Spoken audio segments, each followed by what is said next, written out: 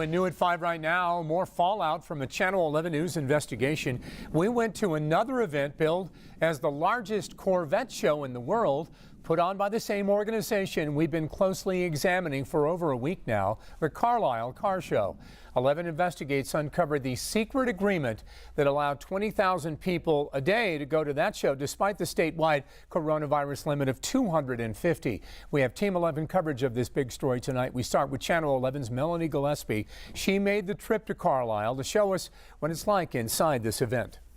We're here inside the Carlisle Car Show, an event that's raised some eyebrows because it reached a confidential agreement to allow it to go on, letting in up to 20,000 people a day, despite the governor's 250 max rule. We came here inside and got access to see how they're able to put this on. I got my mask.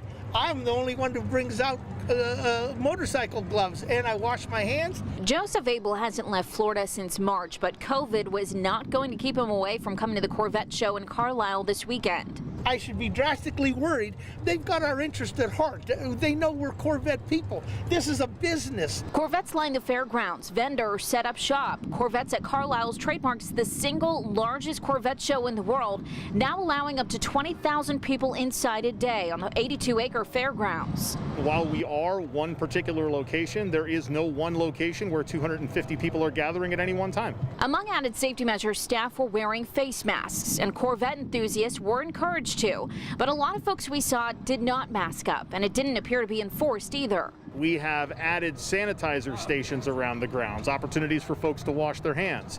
In our food court area, we have spaced out the picnic benches and seating areas where folks would sit to eat. This event almost didn't happen, but through a confidential agreement with the state after the health department tried to shut them down, the show goes on. Because it's part flea market and part car show, it was allowed to continue operating. There are certainly elements of both here at the event. There are many great vendors selling parts, vendors who haven't had the opportunity to make a living in some cases due to the cancellation of other events.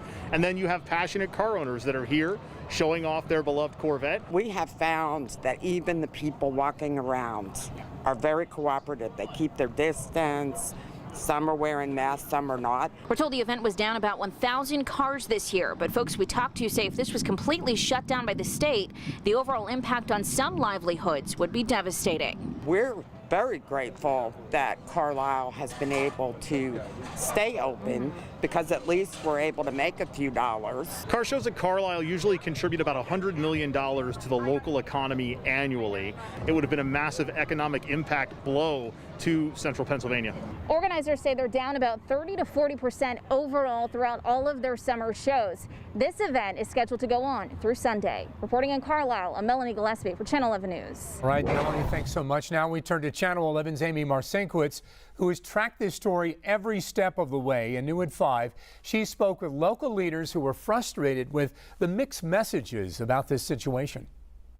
For a week now, leaders, lawmakers, business people have reached out to Channel 11 with lots of questions asking how could this event in the eastern part of the state go on, capped at up to 20,000 when state mandates are 250 for outdoor gatherings. Allegheny County even stricter, 50 people per outdoor gatherings. The state tells Channel 11 there's nothing wrong here, that flea markets can operate under the green phase at 50% capacity. We talked with the Lieutenant Governor and Allegheny County's Health Director who weigh in on the matter, plus a Democratic state rep out of Lawrence County tells Channel 11 everyone should be treated equal and wonders why the Lawrence County Fair couldn't be reclassified as a flea market to continue. I still believe that everybody should be treated equally. From my understanding, it's being classified as a flea market. You will hear much more from him and others tonight at 6. Amy Marcinkiewicz, Channel 11 News. All right, as always, Amy, thank you very much. In the meantime, we want to know what you think about all of this. Here's what we want you to tell us. Would you go to a big event like the Corvette Car Show at Carlisle? Vote now on the WPXI News app. We'll check on the poll later in this newscast.